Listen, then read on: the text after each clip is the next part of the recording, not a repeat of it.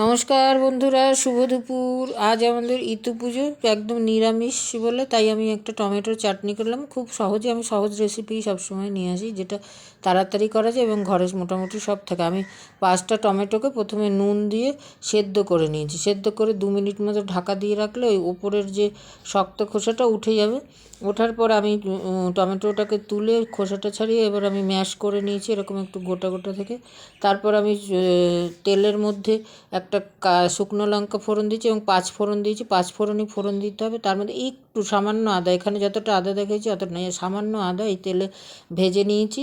ভেজে নেওয়ার পরে আমি ম্যাশ করা টমেটোটা এর মধ্যে ঢেলে দিয়েছি। দিয়ে এবার আমি নাড়তে থাকবো, আর নুন দেবো না, যে নুনটা দিয়ে সেদ্ধ করেছিলাম। এবার ওই জলটা আপনারা ফেলবেন না, অন্য তরকারিতে আপনারা ওটা ইউজ করতে পারবেন। ওর মধ্যে টমেটোর রসটা আছে এবং নুন দেওয়া আছে। তারপরে এরকম একদম শুকনো শুকনো, এর মধ্যে একদমই জল দেবেন না, আর হলুদ দেবেন এই চাটনিতে।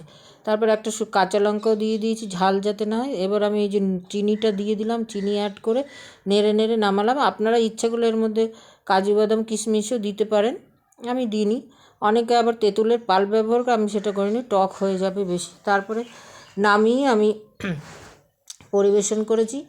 জল ছাড়া সেদ্ধ করে টমেটোর চাটনি করে আপনারা দেখুন, এবং খুবই সহজে হয় এবং বাচ্চা থেকে বয়স্ক সবাই খুব সুস্বাদুভাবে খাবে। আপনারা করে খেয়ে দেখতে পারেন, বাড়িতে গেস্ট আসলে করতে পারেন। আমার চ্যানেলটা সাবস্ক্রাইব করুন, শেয়ার করুন, কমেন্ট করুন। আপনারা করছেন, আমাকে অযথা ভালোবাসা দিচ্ছেন, সত্যিই আমি কৃতজ্ঞ।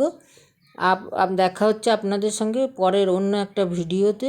এখন তাহলে আসছি, সবাই সুস্থ থাকবেন।